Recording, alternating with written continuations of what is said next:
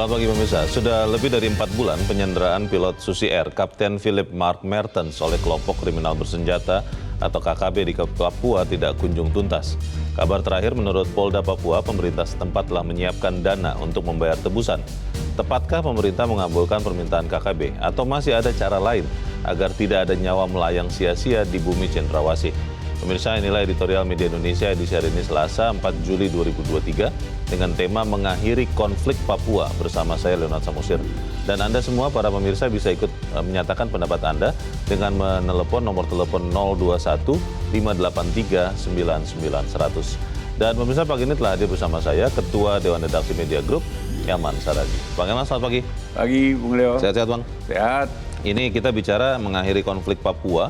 Dan dengan pro dan kontranya ya Bang Elman ya, apakah kemudian harus memberikan permintaan dari KKB atau tidak. Tapi sebelum kita bahas itu Bang Elman dan pemirsa, kita lihat dulu ada beberapa berita yang diperhatikan oleh media Indonesia pada hari ini. Yang pertama ini adalah headline media Indonesia untuk hari ini, Anda bisa lihat di harian Anda. Sengkarut haji diinvestigasi.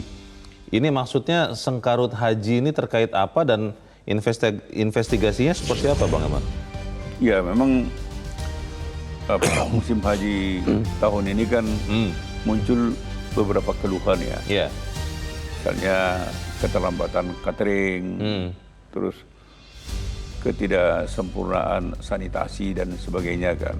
Dan penjemputan juga. Dan penjemputan. Yeah. Nah, tanpa itu pun mestinya tetap harus dievaluasi kan, harus dievaluasi dari waktu ke waktu. Apalagi kalau ada secara spesifik ekstrim, ya toh. Kalau sanitasi kan itu kan sangat mengganggu kan. Betul. Dan apalagi kalau keterlambatan catering, penjemputan, ini kan sangat mendasar kan. Nah mestinya kan kelemahan-kelemahan seperti ini kan tidak perlu terjadi lagi kan, karena musim haji ini kan dari waktu ke waktu kan. Betul. Berarti ada yang salah. Nah tentu ini perlu dikomunikasikan, diinvestigasi bersama-sama dengan Kementerian Haji yang ada di Arab Saudi kan. Ya tentu saja harapan kita ya musim haji ke depan, tahun-tahun berikutnya ya masalah sanitasi ini tidak muncul lagi. Keterlambatan catering, keterlambatan jemputan dan sebagainya. Ini kan tidak boleh terulang gitu loh. Dengan tetap mengedepankan persahabatan dengan Arab Saudi, mungkin sebaiknya berikutnya itu memang harus diperiksa sedetil-detilnya ya Bang Elman ya. Ya kita tidak tahu apa salahnya di mana, apakah di pihak Arab Saudi atau jangan-jangan juga di kita yang salah kan gitu kan. Kita kan makanya perlu investigasi. Betul. Jadi sekarang jangan dulu kita salahkan siapa gitu. Dan investigasi itu juga jangan berhenti di investigasi ya, harus ada setelah itu langkah perbaikan. Biasanya berhenti di situ. Setelah itu dia, nanti musim haji selesai, berakhir juga pertanyaan soal evaluasi ini. Jangan sampai seperti itu. Kita investigasi lagi. Diinvestigasi lagi, kenapa investigasi tidak berubah, tidak mengubah sesuatu. Baik, kita tinggalkan dulu berita itu, kita ke berita selanjutnya. Pemirsa, masih di halaman 1. Ini terkait dengan kasus korupsi BTS atau BTS 4G. Kejaksaan jangan berhenti di Dito. Ini kemarin Menteri Pemuda dan Olahraga Dito Aryo Tejo memenuhi panggilan pemeriksaan Kejagung. Artinya apa nih Bang? Kejaksaan jangan berhenti di Dito, maksudnya apa? Ya artinya kan gini, kasus BTS ini kan banyak pihak yang disebut-sebut.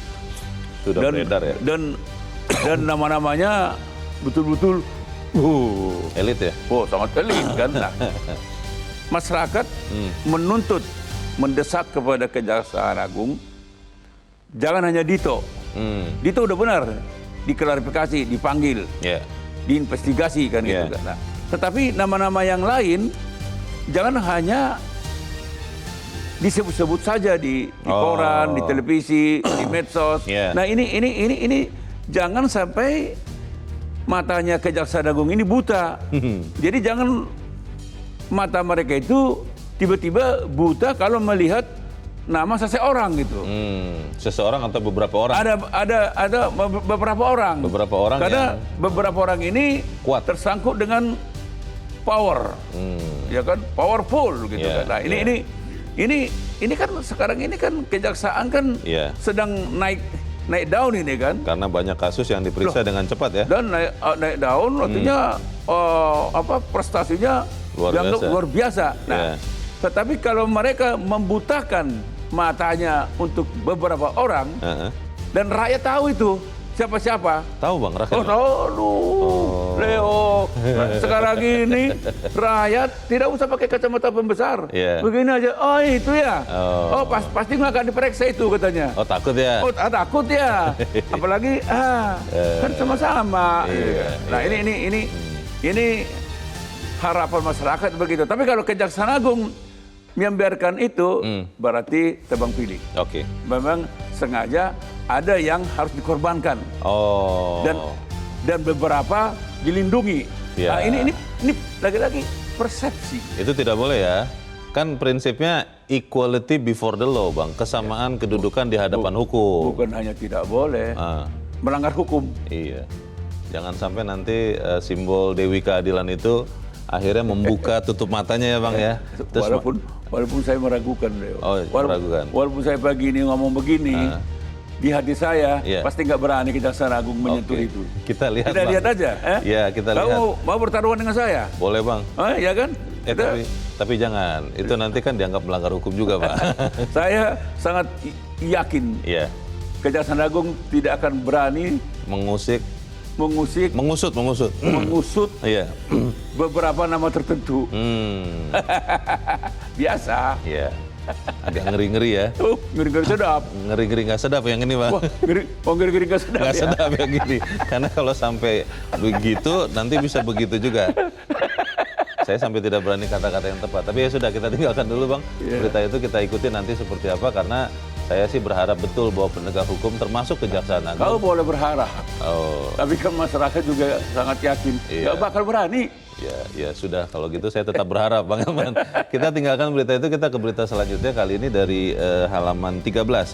Ini dari kolom Humaniora. Ini penting karena banyak juga, Bang Elman, masyarakat, teman-teman, kerabat yang bertanya juga kepada kami, kepada saya. Sebenarnya bagaimana nih setelah COVID ini sudah ditetapkan sebagai endemi, lalu kalau sampai kena COVID berarti kita bayar sendiri. Mahal loh itu katanya. Nah ini beritanya mengatakan bahwa biaya pasien COVID-19 merujuk indikasi medis. Artinya apa ini, Bang? Ya, kalau indikasi medisnya memang dia COVID, ya dibayar penuh. Dibayar sendiri atau oleh negara? Negara, BPJS. Kan? Oh masih dibayar? Masih dibayar. Jadi masyarakat tidak perlu ragu. Jadi, tapi kita juga jangan berharap kena COVID kan gitu kan. Jangan kemudian nantang-nantang. Jangan nantang-nantang. Sembarangan. Makanya tetap aja juga. Tidak prokes ya. Iya kan? Jangan sampai lupa cuci tangan. Itu. Sanitizer apa segala kan. Di lingkungan yang tidak aman jangan malu pakai masker saja. Masker. Saya juga pakai masker kalau di luar. Segan, betul. Ini enggak, malah nantangin. Mana? Dia lagi mana COVID-nya? Jadi ini artinya mengkonfirmasi, Bang, karena sempat beredar bahwa kalau tidak salah Presiden yang mengatakan bahwa nanti kalau kena COVID ya bayar sendiri begitu. Enggak, ini jelas sudah diperjelas ya. Diperjelas ini. Jadi makanya tergantung nanti indikasi medisnya kan. Sampai apa? Apakah paru-paru atau apa kan gitu kan? Ini kan kadang-kadang kan antara paru-paru dengan COVID ini juga kan mirip-mirip. Ya kan gitu kan. Kalau COVID ya pasti ditanggung. Ditanggung dan itu di-cover oleh BPJS ya. Berarti masyarakat harus menjadi anggota BPJS. Haruslah. Hari gini tidak masuk BPJS ya rugi sendiri. Iya. Kadang-kadang bukan kadang-kadang, sering begitu, Bang. Setelah perlu baru menyesal atau perlu buru-buru dibayar begitu. Ya mana bisa. Nah itu dia. Ya sudah, kita tahu ada kepastian soal COVID ini. Kita ke editorial pemirsa dan Bang Elman. Editorial pada pagi ini diberi judul Mengakhiri Konflik Papua. Ini terkait dengan penyanderaan hampir 5 bulan ya Bang Elman ya, pilot Susi Air Kapten Philip Mark Mertens. Ada sebagian orang yang mengatakan ya selamatkan dia apapun yang terjadi. Tapi sebagian yang lain mengatakan masa satu orang itu mengorbankan semua orang yang lain. Bagaimana Bang? Enggak, kita ini kan negara yang menghargai HAM kan. Hak asasi manusia. Warga negara apapun itu, kita harus selamatkan. Satu nyawa itu sangat tidak boleh diukur dengan materi. Jadi saya sangat pendapat, ya kita lah ya, media group, sangat sependapat. Penyelamatan Kapten Philip ini sangat penting, prioritas utama. Dengan cara apapun. Tentu tidak, yang nggak boleh kalau kita menjual kedaulatan negara. Karena permintaan dari KKB itu kan salah satunya merdeka, Bang. Kalau mereka minta Papua merdeka, pasti kita tolak. Kalau gitu kita lawan. Dengan cara apapun. Dengan kekuatan militer pun kita lawan. Mereka minta senjata? Tidak kita kasih juga. Tidak boleh. Apapun caranya. Tapi kalau minta tebusan, itu kan negosiasi namanya. Itu taktik ya? Itu taktik. Strategi. Kan? Hanya saja kalau kita memenuhi, katakanlah mereka nuntut 5M. Kita berikan, jangan ini kali terakhir aja. Jangan sampai ini dijadikan modus juga untuk ke depan. Nanti kali ini kapten pilot, besok lusa mungkin ada pejabat yang disandra atau ada macam-macam kan. Ini nggak boleh terjadi. Nah itu yang harapan saya ya, menangani Papua ini tidak boleh setengah-setengah. Masalahnya Bang Elman, ada orang yang khawatir bahwa kalau uang itu diberikan, uang tebusan, jadi semacam ATM, Bang.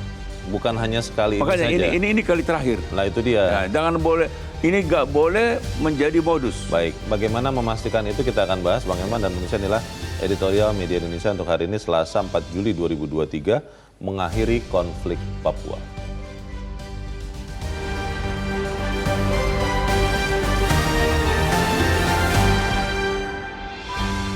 Mengakhiri konflik Papua.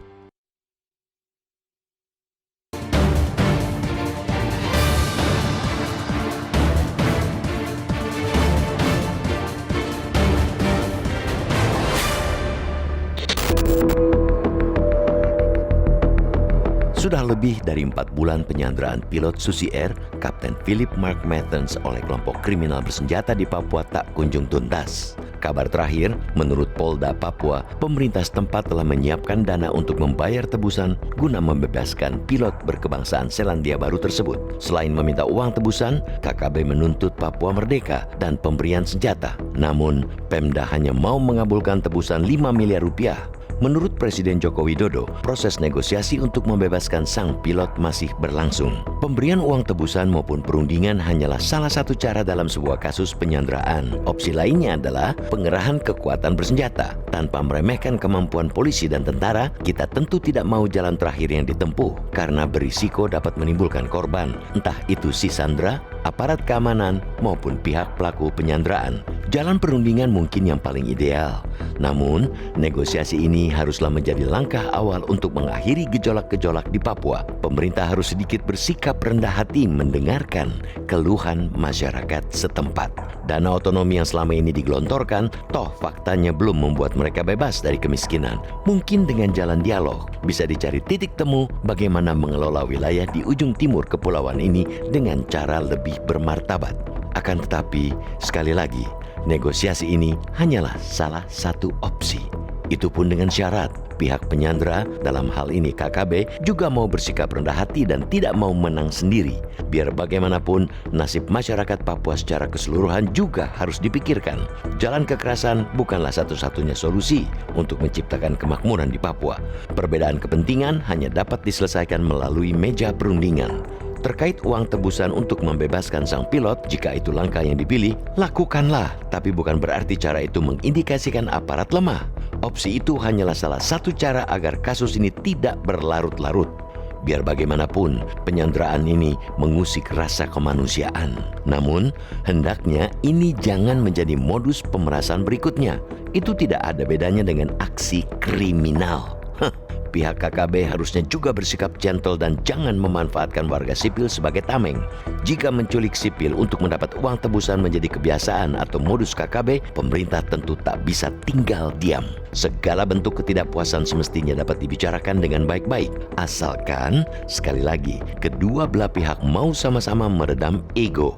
Seperti kata pepatah, menang jadi abu, kalah jadi arang. Betapa sia-sianya peperangan. Hanya dengan dialog yang adil, jujur, tulus dan bermartabat, Papua akan terbebas dari kekerasan dan kemiskinan.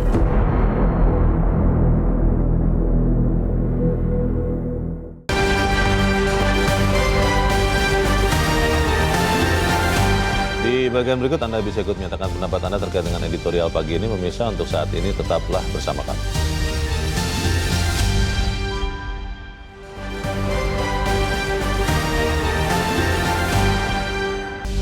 Bang Elman, kita mau bertanya dulu. Saat ini kita sudah tersambung lewat saluran telepon dengan peneliti isu Papua dari BRIN, Adriana Elizabeth. Bu Adriana, selamat pagi. Selamat pagi, Bung Leonard. Ya, Bu Adriana, kita melihat ada opsi yang kelihatannya mungkin akan diambil oleh pemerintah. Dalam hal ini Polda Papua sudah mengatakan akan memberikan uang tebusan yang diminta oleh KKB. Tapi banyak juga yang mengatakan itu jangan dilakukan, karena itu akan bisa menjadi semacam mesin ATM, mereka khawatirnya begitu. Kalau Anda lihat, Bu Adriana, untuk menyelamatkan Kapten Philip ini, apakah itu bisa dilakukan untuk saat ini dan bagaimana memastikan itu tidak menjadi modus yang akan dipakai oleh KKB, Bu? Kalau tebusan itu kan bisa jadi salah satu alternatif memang ya dalam proses negosiasi pembebasan sandera gitu. Tapi artinya kan apakah KKB juga mau menerima tawaran itu? Kan itu ya persoalannya gitu. Kalau dia tidak mau kan juga harus dicari cara lain gitu. Oh, kan itu salah satu dari 3 tuntutan KKB, Bu. Mau dong kalau diberikan tebusan? Saya dapat informasi lain soalnya mereka tidak mau uang sebetulnya. Mereka kan permintaannya tetap satu itu ya gitu. Nah, artinya kan sebenarnya gini ya. Harus ada proses yang jelas sih, artinya sebetulnya siapa sih tim negosiatornya yang diutus oleh pemerintah gitu ke sana gitu. Nah artinya kalau mereka juga bisa menerima atau bisa tidak menerima tim negosiasi itu gitu. Nah ini kan prosesnya memang agak-agak rumit ya, dan mungkin saya harus juga tegaskan di sini bahwa proses pembebasan sandera itu beda dengan penyelesaian konflik itu sendiri gitu. Betul. Nah, cuma memang KKB memanfaatkan momentum ini atau konflik ini untuk bernegosiasi meminta tuntutan politik itu gitu. Nah, ini yang menurut saya KKB juga harus paham bahwa ini tidak bisa dicampur aduk gitu. Bahwa harus ada proses pembebasan sandera, setelah itu baru bernegosiasi secara politik gitu. Oke, tidak boleh dicampur begitu ya, Bu ya? Tidak boleh. Dalam teorinya lah ya paling enggak itu tidak bisa gitu. Yang tidak mungkin atau tidak masuk akal menukar sandera dengan meminta merdeka, itu nggak akan bisa itu. Iya. Kalau kemudian pemerintah kan kelihatannya cenderung hanya mengabulkan yang tuntutan uang ya, Bu. Tapi permintaan senjata dan kemerdekaan itu tidak akan diberikan. Kalau ini kemudian tidak berubah kedua belah pihak, kalau Anda lihat apakah akan bisa berakhir dengan baik-baik saja pelepasan dari sandera ini? Atau seperti apa, Bu Adriana? Kan waktu yang diminta kan tinggal beberapa hari ya, karena kan kalau nggak salah per bulan lalu lah. Nah artinya ya harus disiapkan skenario terburuk. Artinya apa? Ya sandera itu akan meninggal gitu, akan mati dengan cara apapun ya. Artinya apakah karena tidak tahan lagi cuaca di Papua yang dingin, apalagi dia sendiri juga sakit kan posisinya sebetulnya. Baik. Nah kemudian ataukah karena ada kotak senjata misalnya. Iya. Bu Adriana, sebetulnya kalau kita melihat KKB, Bu, nanti kita berharap tentunya bisa sedamai mungkin ya penyanderaan ini. Tapi kalau bicara KKB-nya, itu sebetulnya betapa kuatnya mereka di sana atau seperti apa kalau Anda lihat, Bu? Kuat dalam arti begini, mereka kalau dalam bahasa kelompok mereka berjuang ya. Kalau pemerintah bilangnya mereka memberontak gitu. Nah, mereka kelihatan semakin konsisten gitu dengan gerakannya, dengan tuntutannya segala macam. Artinya mereka memang menunjukkan bahwa mereka tuh eksis gitu.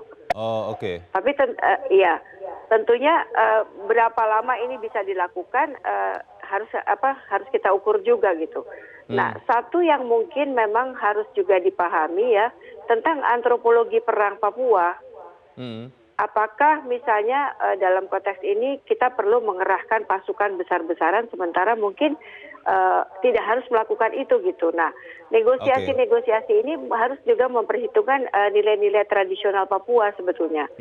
Bagaimana bisa bernegosiasi, karena kadang-kadang kita konteksnya memang terlalu umum ya, sementara kita tidak paham persis karakteristik di sana gitu. Bu Adriana, ini pertanyaan terakhir Bu, kalau sebagai orang yang lekat atau dekat dengan masalah Papua, saran Anda apa untuk kemudian kita benar-benar bisa mengakhiri konflik Papua dengan sedamai mungkin dan dengan secepat mungkin kalau bisa Bu? Saran Anda apa Bu? Saya kembali ke pertemuan 2017 ya antara Presiden Jokowi dengan tokoh-tokoh Papua yang hadir di istana pada waktu itu, bahwa Presiden sudah menyepakati adanya dialog sektoral. Nah, sayangnya persiapan itu tidak pernah tuntas. Kemudian komunikasi antara Papua dan Jakartanya juga tidak intens gitu. Jadi itu tidak pernah terrealisasi.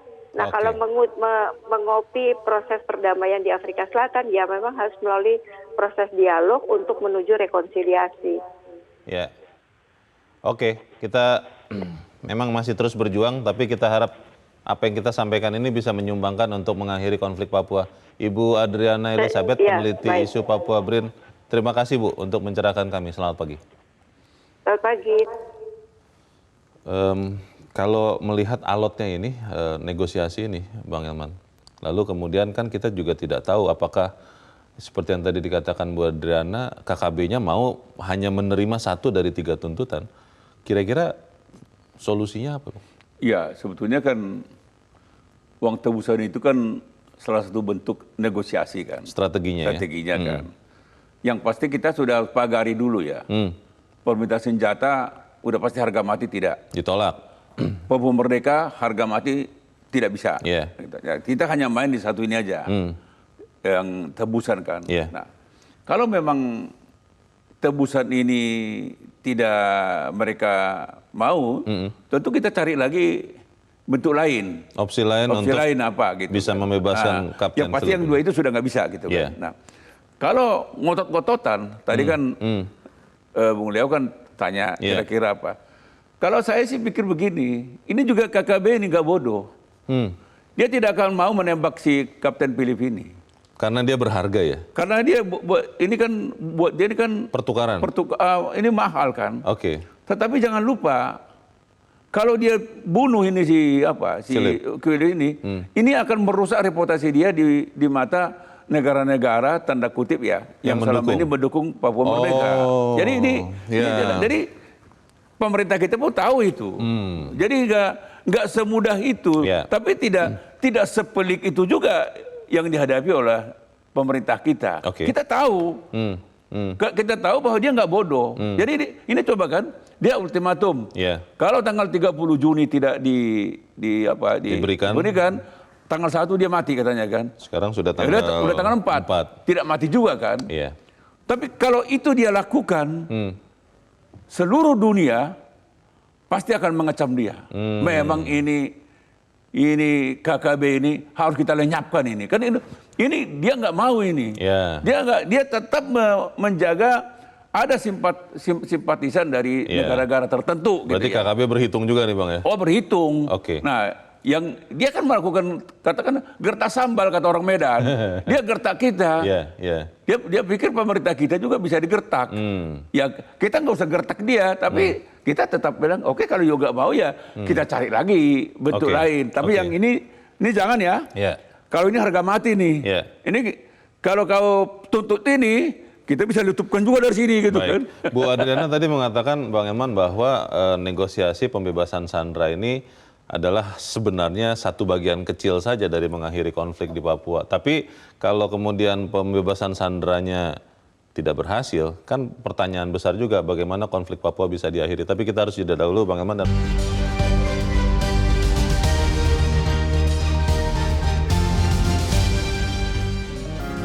Media Indonesia mengajak Anda untuk mengakses fitur premium e-paper. Dengan sajian konten berbasis intelektual dan meneguhkan kebangsaan, Media Indonesia tampil dengan lebih dinamis melalui e-paper Media Indonesia yang dapat Anda akses kapan saja, di mana saja. Caranya mudah, download aplikasi Media Indonesia di Android atau ketik link e-paper.mediaindonesia.com. atau bisa scan QR Code pada layar kaca Anda. Klik tab e-paper di bagian samping layar tablet Anda, daftarkan data diri, serta pilih paket berlangganan e-paper Media Indonesia sesuai dengan kebutuhan Anda. Nikmati juga bonus spesial tambahan 4 halaman rubrik fokus setiap hari. Semua bisa Anda dapatkan hanya di e-paper Media Indonesia. Untuk informasi lebih lanjut, hubungi customer service di nomor 0811 1201 2018 atau kunjungi media sosial @mediaindonesia. Media Indonesia, referensi bangsa. Terima kasih pemirsa, Anda masih bersama kami di Editorial Media Indonesia, dan sebelum kita lanjutkan diskusi kita, Bang Eman, kita mau mendengarkan juga pendapat dari pemirsa Metro TV. Saat ini kita sudah terhubung dengan pemirsa Metro TV di Bogor, Jawa Barat. Ada Pak Raden. Pak Raden, selamat pagi. Selamat pagi, Pak. Selamat pagi Pak Raden. Silakan Pak, pendapat Anda Pak, bagaimana kita bisa mengakhiri konflik Papua? Mungkin di bagian awalnya bagaimana kita bisa menyelamatkan sandera Kapten Philip. Kalau menurut Anda seperti apa Pak Raden? Halo? Menurut saya, ya, iya Pak. Silakan Pak. Ini menurut saya ini harus dialog. Ini menyangkut sosbud politik semua, sosial budaya politik, hukum. Karena saya pernah 10 tahun lah di Papua, yaitu Papua dan Papua New Guinea. Ini harus dialog, karena semua rakyat masyarakat Papua itu menginginkan merdeka, Pak. Seluruh Pak? Itu seluruh.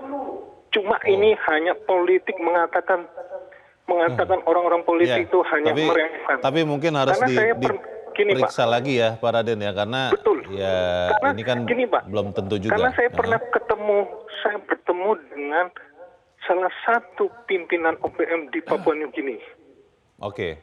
Tapi kalau menurut Anda Pak Raden, apa yang terjadi sekarang ketika Kapten Philip ini akan dicoba diselamatkan, ketika pemerintah mau memberikan tebusan, tapi senjata dan kemerdekaan tidak akan diberikan. Anda setuju atau tidak dengan itu Pak Raden? Jadi gini Pak, kalau menurut saya hentikan kekerasan. Ini harus dialog Pak. Oke. Ini termasuk kekerasan kalau TNI masuk. Baik. Ini harus dialog.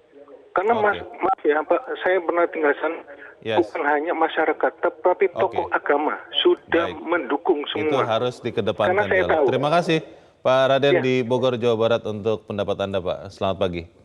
Di belakang Pak Raden ada pemirsa Metro TV di kawasan Pejaten, Jakarta. Ibu Ong Meihua. Ibu Ong, selamat pagi. Selamat pagi Bang Leo, selamat pagi Bang Eman. Assalamualaikum warahmatullahi wabarakatuh. Waalaikumsalam. Bagaimana Ibu Ong menurut Anda mengakhiri konflik di Papua? Anda setuju bahwa ya tidak apa-apa strategi memberikan tebusan, uang tebusan itu salah satu untuk menyelamatkan Kapten Philip, atau seperti apa pendapat Anda? Iya, dialog kan terus-terusan diberikan Bang Leo. Tetapi mereka kan menuntut bukan untuk membebaskan si Sandra ini, akan merdeka. Lah kita kan sudah merdeka. Kita kan Merekanya yang mau merdeka. Oke. Lah ya mereka kan negara suatu, bukan negara, tapi kan itu satu kesatuan begitu. Iya. Nah kan. Jadi Anda tidak setuju ya bahwa tuntutan itu akan dipenuhi? Tidak setuju ya kalau untuk merdeka ya Bu Ong ya? Kalau saya mengatakan tidak setuju. Untuk apa? Baik. Kalau umpamanya tebusan diberikan, tapi kan sampai tanggal 1 Juli, toh Philip masih hidup. Memang mereka ini bukan apa Bang, menyandra. Karena mereka tuntutan untuk merdeka itu untuk apa gitu loh. Karena di Papua itu kalau orang pendatang itu akan dibunuh Bang. Loh kan mereka ini beberapa kali kejadian ya, tidak selalu begitu maksudnya kan Bu Ong ya? Oke. Iya, jadi untuk apa mereka mau merdeka? Tumpas saja KKB ini. Jangan KKB dikatakan, kenapa tidak dikatakan teroris? Ini kan pemberontak namanya Bang. Baik, itu pendapat Ibu Ong. Sampai habis. Ya. Oke, terima kasih Ibu Ong di Pejaten, Jakarta Selatan untuk pendapat Anda. Selamat pagi. Di belakang Ibu Ong Meihua ada Pak Ujang di Pandeglang. Banten. Pak Ujang, selamat pagi. Selamat pagi. Assalamualaikum warahmatullahi wabarakatuh. Waalaikumsalam. Pak Ujang, bagaimana pendapatnya, bagaimana kita bisa mengakhiri konflik di Papua? Silakan Pak Ujang. Ya, menurut saya sebenarnya KKB itu udah berulah dari tahun berapa ya. Pesan saya, pemerintah Indonesia kurang tegas. Mereka ntar ada lagi, misalkan minta lagi, ada lagi, terus-terusan seperti itu. Jadi menurut saya ya Indonesia harus tegas, ditumpas aja, beres semua. Itu aja mungkin. Baik, terima kasih Pak Ujang di Pandeglang, Banten untuk pendapat Anda, Pak. Selamat pagi. Ini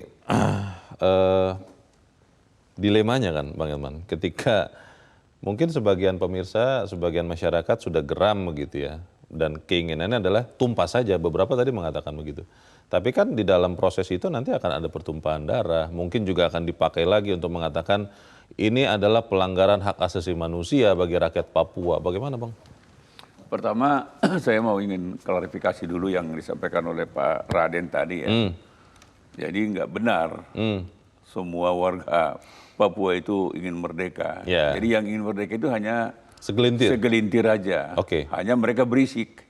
Jadi yang tidak mau merdeka ini memang senyap dia. Sehingga seakan-akan kesannya jadi ingin merdeka semua karena berisik sekali yang mau. Sangat berisik sekali ini. Yang jumlahnya sedikit. Dan memang mereka pandai menggunakan media sosial kan. Media sosial.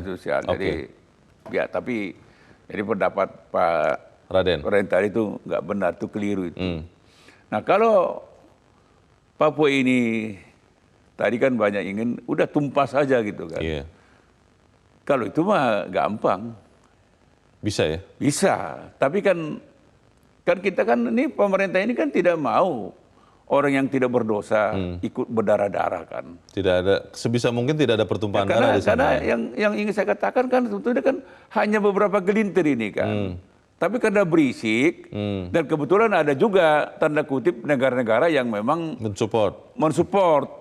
Sehingga kesannya jadi banyak. Sebetulnya itu nggak ada artinya sebetulnya. Maka itu saya sih menyarankan kan sekarang kan sejak tahun 2017 kan dana otsus itu kan digelontorkan kan nggak tanggung-tanggung. Mungkin dari 2017 sampai 2022 mungkin hampir 50 triliun yang sudah kurang lebih ya kan? Yang sudah dikucurkan hanya lewat dana otsus loh. Dana otsus belum dana lain ya. Jadi hanya sekitar 50 triliun. Jadi sebetulnya cukup banyak. Ya. Karena penduduknya juga nggak seberapa kan. Nah, oleh karena itu memang karena pemerintah juga sudah menambah ya, melakukan pemekaran wilayah. Sekarang kan menjadi 6 provinsi. Total 6 provinsi di Papua. Tadinya 2, menjadi tambah 4 menjadi 6. Nah, penambahan provinsi ini mestinya juga harus lebih mendekatkan pelayanan masyarakat dari pemerintah kan gitu kan. Kan begitu kan. Dan target mensejahterakan masyarakat Papua itu akan lebih cepat. Karena ada pemerintahan yang lebih banyak, yang lebih dekat ke masyarakat, ditambah lagi dana otsusnya juga cukup besar. Nah, hanya saja memang kita harapkan dana otsus ini harus diawasi dari sen, dari sen sampai dari sen ke sen itu jangan ada 1 sen pun yang dinikmati oleh segelintir orang. Karena kita sedang melihat juga ada dugaan kasus korupsi yang dilakukan. Sekarang kan ada kepala daerah, gubernur aktif sedang diadili sekarang ini kan. Ini kan ini fakta kan. Kita nggak tahu bersalah atau tidak, tapi kan diduga kan gitu. Diduga dia korupsi kan gitu kan. Nah, harapan kita ke depan tidak ada lagi model Lukas NMB ini kan gitu kan. Sehingga seluruh kepala daerah, seluruh pejabat yang ada di Papua itu betul-betul berfungsi untuk melayani masyarakat. Jangan seperti yang konon katanya ya. Kalau sudah pulang dari Papua, katanya, saya nggak tahu, udah pasti kaya raya katanya. Maksudnya yang pulang dari Papua ini siapa nih Bang? Kalau ada pejabat yang pulang dari Papua, makanya sekarang kan, kok kaya banget dia katanya kan. Saya pernah dengar sih itu ya. Kok kaya banget? Wah dia 5 tahun dia di Papua katanya kan. Oh pantas. Pantas. Wah makanya dia sekarang enak dia ikut ada anaknya atau apanya masuk kepala daerah. Karena bejibun itu harta, katanya. Saya nggak tahu kebenarannya ini kan. Nah, tapi coba ini dicari tahu kebenarannya. Kalau ini benar, ini jangan terulang. Betul. Jangan sampai ada kesan pejabat yang ditugaskan atau pejabat yang diangkat di Papua selesai menjabat kaya raya. Sehingga artinya kan adalah uang untuk masyarakat untuk membangun, kok malah masuk ke oknum. Itu yang sebetulnya yang menambah kecemburuan sosial di Papua. Itu juga yang menyebabkan orang Papua itu merasa terjajah. Jadi marah ya? Marah-marah. Jadi kan tiba-tiba Leo Samosir menjadi pejabat di sana. Leo akan dituduh, wah ini kolonial baru ini katanya. Penjara baru lagi nih. Ini penjara dan penjajah. Nah ini kan makanya dengan menambah pemekaran 4 provinsi menjadi 6 provinsi, nggak ada lagi alasan yang membuat Papua itu terbelakang. Itu pendekatan kesejahteraan, Bang. Tapi kalau ketika kita belajar dari kasus penyanderaan Kapten Philip, kan ada tanda tanya besar soal keamanan di sana, Bang. Ini yang saya mau katakan. Yang kedua, karena ini ada pemekaran 4 provinsi, sekarang ini kan Kodam misalnya. Komando daerah militer ini kan baru ada 2. Ada Papua, ada Papua Barat. Nah, karena ada tambahan 4 provinsi, maka menurut saya sangat masuk akal kalau negara juga menambah minimal 2 Kodam di sana. Setidaknya ditambah 2 lagi. 2 Kodam. Berarti kan 2 Kodam tambah lagi Korem, tambah lagi Kodim, tambah lagi Koramil. Turunan-turunan di bawahnya. Terus ada batalion, ada brigade infanteri, ada brigade ini kan gitu kan. Nah, tambah lagi misalnya Poldanya juga harus ditambah sesuai dengan administrasi pemerintah daerah. Jadi tambah 4 lagi. Berarti jadi 6 Polda, 4 Kodam. Dengan pendekatan pemerintah daerah, penempatan keamanan ini, menurut saya seluruh Papua itu akan dijepit. Bang, tapi pertanyaannya begini. Personel-personel yang akan mengisi tambahan pemerintahan baik sipil, militer maupun kepolisian itu akan datang dari mana? Karena kalau saya menempatkan diri saya sebagai orang Papua misalnya, Bang, mungkin ya, saya akan merasa, wah ini makin banyak lagi nih orang dari luar Papua datang, kami makin nggak dapat apa-apa nih. Akhirnya bisa jadi mau bebas lagi, Bang. Bagaimana, Bang? Bukan begitu. Sabang Merauke itu kan NKRI. Harusnya sama ya? Merah putih. Jadi siapapun yang akan ditugaskan di Papua, ya orang merah putih. Tiba-tiba nanti satu saat misalnya, ini kan juga, kan orang Papua jadi Pangdam di Bukit Barisan juga biasa. Itu sudah pernah terjadi? Sudah pernah terjadi kan. Kapolda Sumatera Utara, orang Papua, biasa aja. Jadi ini nanti ke depan mestinya gitu. Nah, sebetulnya ini tidak perlu terlalu menambah banyak personil. Karena kodam-kodam yang ada yang misalnya di Sumatera, di Jawa ini, tingkat ancamannya ada perlu penambahan sambil jalan aja. Tapi dengan adanya 4 kodam di Papua, 6 Polda di Papua, menurut saya KKB ini akan kejepit ya. Jadi dia terisolasi dan mudah mendeteksinya. Karena KKB ini jangan Bung Leo menganggap KKB ini terisolasi. Dia menyatu dengan masyarakat. Saat ini ya. Nah, tapi kalau ada tambah Kodam, tambah Korem, tambah Kodim, tambah Koramil, tambah Babinsa, waduh, ini membuat mereka kan agak sesak napas. Baik. Tidak perlu dengan operasi militer. Pertanyaan besarnya, Bang, apakah itu akan bisa dilakukan saat-saat ini atau kapan? Karena kan sekarang kalau kita lihat situasi, kita sudah sangat heavy dengan politik, dengan pemilu, Bang. Tapi kita harus jeda lagi dan bisa tetap bersama kami.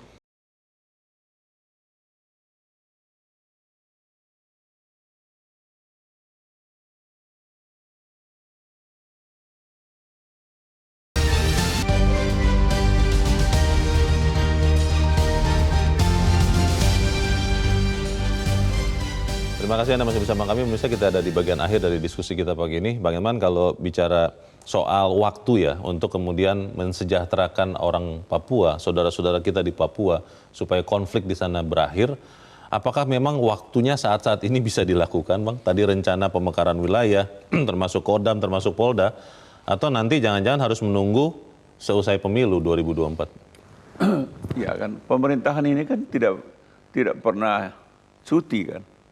Harus terus ya? Tidak ada istirahatnya kan. Dan dia kan berlanjut kan. Ya pemilu, pilpres ya pilpres, tapi tetap pembangunan kan nggak boleh terhenti. Jadi kalau menurut saya tidak perlu harus menunggu selesai pemilu. Menurut saya itu begitu ini segera bentuk kodam, karena sekarang ini kan ada wacana juga kan, wacana beberapa kali disampaikan oleh Kepala Staf Angkatan Darat kan, bakal ada penambahan kodam. Nah, menurut saya skala prioritas ya Papua. Karena kalau di daerah lain, menurut saya sih bukan tidak perlu, tapi belum cukup alasan gitu ya. Tidak urgent ya. Tidak urgent lah. Tidak mendesak. Tidak mendesak. Tapi kalau penambahan kodam di Papua sangat urgent. Penambahan Polda di Papua sangat urgent. Kenapa? Karena memang saya katakan tadi kan KKB ini kan kelompok kriminal bersenjata ini kan nggak seberapa. Jumlahnya maksudnya? Jumlahnya nggak seberapa, hanya segelintir. Hanya persoalannya mereka ini kan menyatu di masyarakat. Sehingga kadang-kadang sulit kita membedakan ini KKB, ini non-KKB. Nah, yang bisa mendeteksi itu kan memang kalau di militer itu, kalau kita kan ya babinsa itu yang ada di koramil itu. Karena mereka yang paling dekat di antara masyarakat. Karena itu yang terendah. Itu namanya ujung tombaknya tentara itu kan ada di Binter, Bintara teritorial. Nah ini yang ahli nih, sangat bisa mendeteksi 24 jam. Dia tahu ini. Karena hidupnya di antara mereka. Rakyat, Nah kalau ini nanti mereka itu tersebar di hampir seluruh desa, menurut saya KKB ini akan kejepit. Jadi saya tidak setuju KKB ini dilakukan pendekatan katakanlah militer dalam pengertian operasi militer DOM. Penumpasan begitu. Penumpasan tidak perlu. Mendatangkan Kodam, mendatangkan Polda itu akan membuat mereka kecut. Bahaya kita ini katanya. Dan juga lebih permanen Bang, karena kan permanen. Ada di situ kan. Ada di situ. Kalau daerah operasi kan ada waktunya. Ada waktunya. Jadi mereka nggak dipindah-pindah. Nah, mungkin tetap ada penugasan dari kodam-kodam lain ya, secara periodik. Misalnya batalion dari Mamatang Siantar, batalion 122 itu ya. Sekali-sekali taruh di sana di embedded di sana kan. Tapi nggak apa-apa. Tapi batalion organik sudah ada di sana yang tetap permanen di situ untuk mengawasi. Jadi kalau misalnya ada katakanlah secara koordinasi pendekatan security, pendekatan keamanan, pendekatan kesejahteraan yang berfungsinya para bupati, para gubernur, camat untuk mempercepat pembangunan di Papua, menurut saya tidak ada alasan lagi buat mereka untuk merdeka. Tidak ada alasan lagi mereka untuk macam-macam. Jadi kalau sekarang ini masih ada beberapa gelintir, yang segelintir ini akan lama-lama akan punah ini. Terkait dengan, singkat saja Bang, terkait dengan Sandra ini yang akan dilakukan dan harus segera dilakukan, selain tadi memberikan salah satu tuntutan mereka, apakah memang negosiasi atau pendekatan lewat tokoh-tokoh adat, tokoh agama di sana bisa dilakukan? Kalau menurut saya peran tokoh agama, tokoh masyarakat, terutama tokoh gereja, itu sangat penting untuk digunakan. Maka itu kita mohon para tokoh gereja, tokoh masyarakat, tolonglah bantu pemerintah untuk segera melepas Kapten Philip ini. Karena kalau ini terlalu lama, saya nggak khawatir dia tembak. Saya nggak khawatir. Tapi kan daya tahan kemanusiaan kita juga kan bicara, kasihan juga dia dari hutan ke hutan. Kesehatannya juga bisa terganggu. Nanti jangan-jangan dia akan terganggu, dia mengembuskan napas bukan karena ditembak. Karena memang kondisi alam yang membuat kesehatannya menurun. Jadi menurut saya tolonglah para tokoh masyarakat, tokoh gereja terutama. Mari kita lakukan pendekatan kemanusiaan kepada KKB ini. Lepaskan itu. Baik. Kita harap itu bisa berakhir dengan damai dan juga konflik Papua secara keseluruhan juga bisa kita akhiri. Bang Elman Saragih, terima kasih sudah hadir di tempat ini. Selamat pagi Bang. Pemirsa, kita berharap bahwa konflik di Papua bisa diakhiri dan kita juga berharap bahwa Kapten Philip bisa diselamatkan. Apapun harus kita lakukan dengan pendekatan keamanan, namun juga yang paling penting adalah kesejahteraan bagi rakyat Papua. Saya Leonard Samosi berterima kasih Anda sudah menyimak editorial Media Indonesia pagi ini. Terus jaga kesehatan Anda, terus jaga nurani Anda. Selamat pagi, sampai jumpa.